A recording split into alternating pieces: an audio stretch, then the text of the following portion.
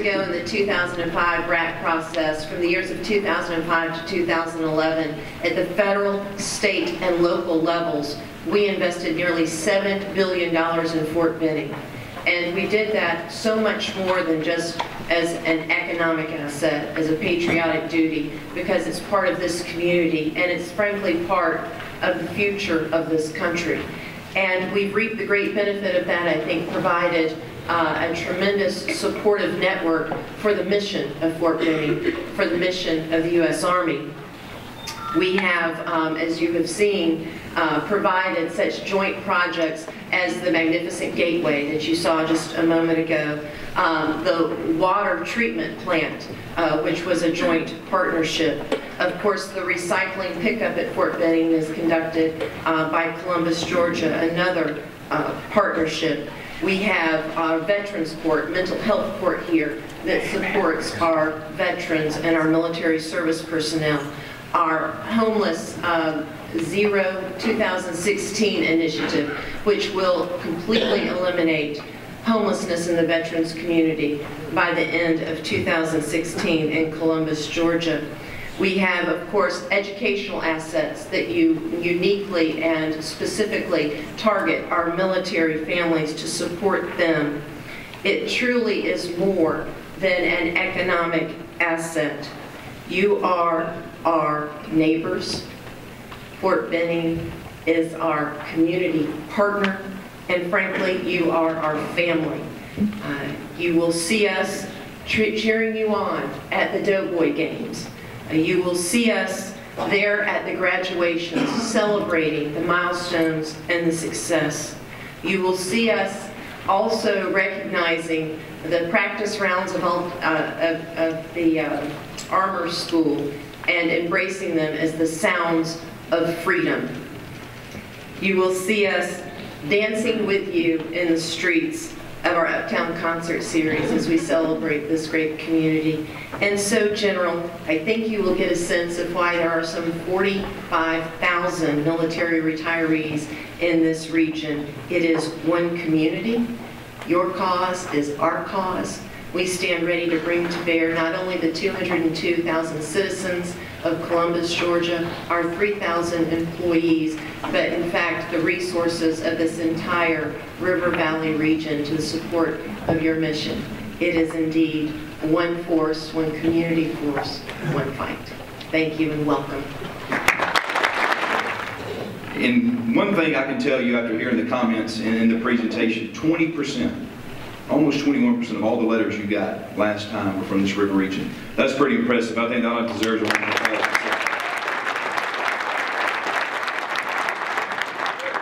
I'm not going to bore you with the statistics and everything. You said you already have them. You understand the numbers and the families and everything with that. But what stood out with me, you mentioned you want to hear the stories. And I personally have a story myself. My grandfather served in World War II. Had one in the Army. My other grandfather was in the Navy. And when my grandfather retired after World War II, he actually served a civilian job working on tanks and tank repairs at Fort Benning as he started becoming a Baptist minister on the side. I think that made it a challenge, working on base and a Baptist minister on the side. So I think he helped a lot of people at Fort Benning. I cannot imagine this area. I'm 41 years old. I cannot imagine being in the community in this river region without Fort Benning, without the mass quantity of individuals, civilian jobs, and the military force of Fort Benning. Everywhere I travel, I'm fortunate with my full-time job of traveling all around the world, and they might not know where Columbus, Georgia is, and they might not be familiar with Kansas City, Alabama, but I can promise you they know where Fort Benning, Georgia is. That's when no matter where you go across this United States and around the world, they understand exactly where Fort Benning, Georgia is, and truly what it means not only to this area, but what it means to the entire United States, and the protection it has provided over years and allows us to live in the freedom and the society that we do each and every day. When you think at the Phoenix City side, 12,000 acres of Fort Benning carry over into Russell County, into Alabama. The last census we had, the majority, over 25% of all of our growth, was military families. And one thing that I think is the downstream effects, and I understand that we all face budget challenges, what you're doing today. We face in our everyday life, our business, our homes, always try to find ways to cut where we can. But I stand here before you on behalf of Phoenix City to tell you I believe personally that some things just we don't need to cut. Some things are worth the money invested. And I think we've invested that money over the last several years with BRAC and what we've done. We didn't build just for what BRAC was bringing, but it was what was coming after BRAC that was so important to what we were doing at Fort Benning. But one downstream effect is that you just think about our school systems as well too. All the years of proration we're seeing through our school systems, federal dollars come from head counts of kids in those institutions and in those schools. We draw down the numbers here of families. There's 27,000 expected families. With that, you take kids out of school, you reduce the funding to schools, which puts the education of our youth at a critical state, and it can be detrimental to what we're trying to grow in a vibrant community through military and also through an economic society. And in economics, Fort Benning in this area is probably the #1 driver of the economic development within our community. And I stand here on behalf of all of Phoenix City and to say we don't stand beside Columbus and Harris County. We stand arm in arm with them and Mayor Tomlinson and what we're trying to do, and we stand ready on the Phoenix City side of the river. Mayor, you have our word and our commitment that whatever we need to do, we stand ready to serve you, to help you, and to make any decisions and to fight anything that happens to the detrimental of Fort Benning, Georgia. So thank you, and with that, we're going to have to exit.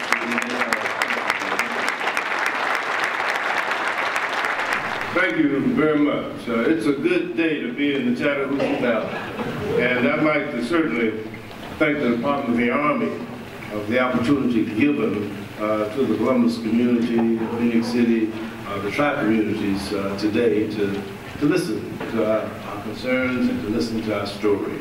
Before I start, I certainly want to thank you for being as open as you've been to work hand in hand with the community, determining what the needs for Fort Benning will be.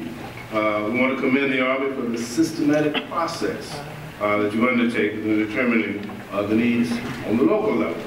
As many here know, over the past several years, the Army has reached out to our community and responded positively to the serious concerns that were brought to your attention. Unfortunately, due to sequestration, we are here once again faced with a dire situation. Without a doubt, sequestration was an unwise and a destructive policy that was never meant to happen in the first place. Over 3 years ago, Congress was warned that the across-the-board spending cuts would have a significant impact on all levels in defense and non-defense spending. But today, we're faced with that challenge of making a decision on how to comply with those cuts. And I thank you for your openness in this process.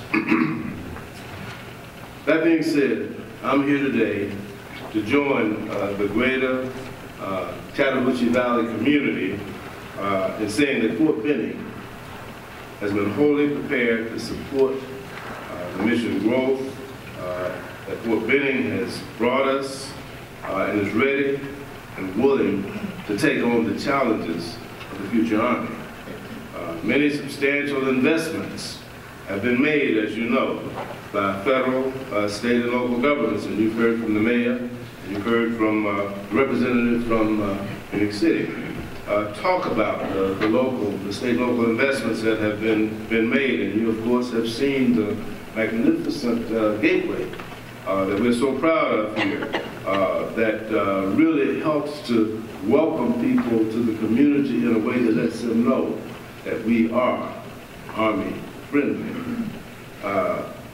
The approximately 22,000 new Army personnel that have been brought here, the impact that that has had, and the capital investments that have been made are certainly, as you know, substantial investments. And we certainly would not like to see those investments squandered, and whatever decisions have to be made. I happen to serve currently as the ranking Democrat on Military Construction and Veterans Affairs Subcommittee, which funds all the military facilities with the exception of those under the Corps of Engineers jurisdiction. And of course, we spent in connection with the Maneuver Center and the Armor School, $2.5 billion, for a total of 106 military construction projects at Fort Benning, almost $100 million on family housing, over 14 million on Child Development Center, 18 million Physical Fitness Center, 536 million on barracks for new trainees, 24 million on troop health and dental clinics, over 33 million on complexes for battalion and brigade headquarters, 89 million for essential training ranges for the infantry. Not going on, but it comes to $3.5 billion. In perspective, all of this shows what our country, what the Department of Defense has invested in this community, and of course this community appreciates it, but it goes hand in hand with our joint commitment to support the men and women who defend this country.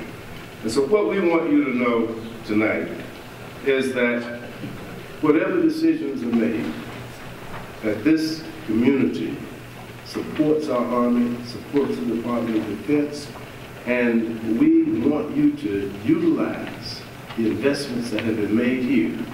And as you make the difficult decisions, we believe that we've got the best, the brightest, most ingenious, most creative people in any community in this country. And we're the most, if not the most, but certainly as supportive as anybody of our military families and our military personnel. And please, take that back.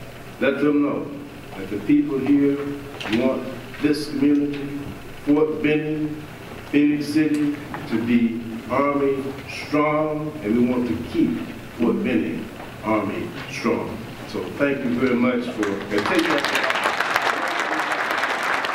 Gentlemen of the panel, thank you so much for being here, all these wonderful people. I'm honored to be here. Unfortunately, I'll have to be quick because Gary Jones told me, while giving everybody else 2 minutes, said, Porter-Chef, you have 1. Now, you have heard and will hear about the economic impact on Columbus and our valley, and the diminution in missions and personnel at the Maneuver Center of Excellence. You've heard these great congressmen and senators, representatives talk to you about sequestration, in my opinion, from an international viewpoint, an abomination. And all that's been presented or will be presented on economics is correct, which includes the billions spent to create at Fort Benning the infrastructure to make it what it is, a preeminent post. I was the mayor during the BRAC consideration, and we prevailed because of this community. But I want to address you on an issue of equal importance, and that's the relationship of Columbus and the Valley on Fort Benning. And especially because the morale and the welfare of our soldiers and their families are vital to the overall mission of the Army. And you know that, you're wearing the blue, and we've all been there.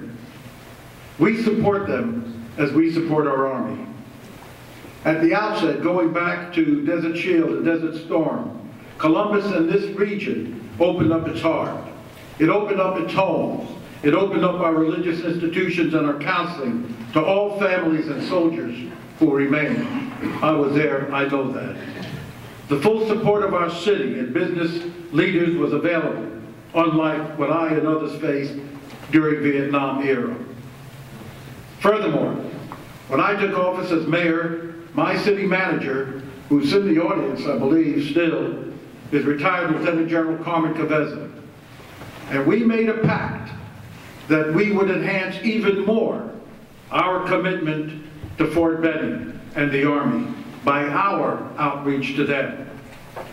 To this end, especially as a result of 9/11, Iraq, and Afghanistan, we again prevailed in our community and valley to open up our hearts, our homes, and all of the sectors to the soldiers and their families, which they have done and are doing.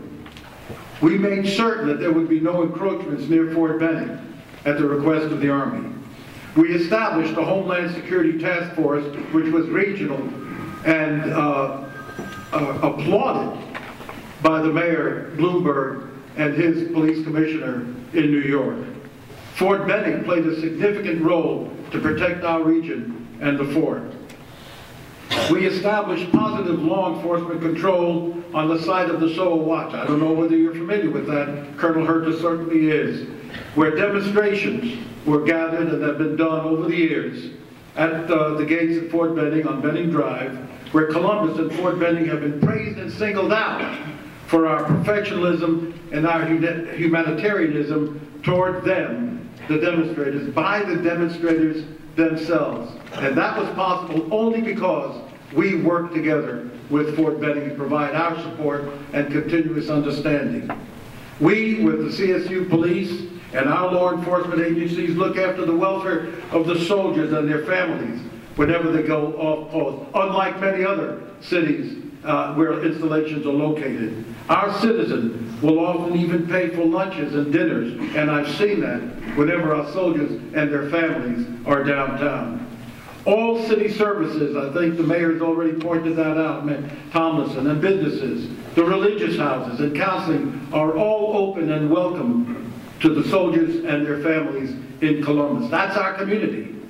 I am of the considered opinion that there's no city and no region in this United States of ours that welcomes the Army and its families and does it with their good works as Columbus and the tri-community area. Whatever Fort Benning needs,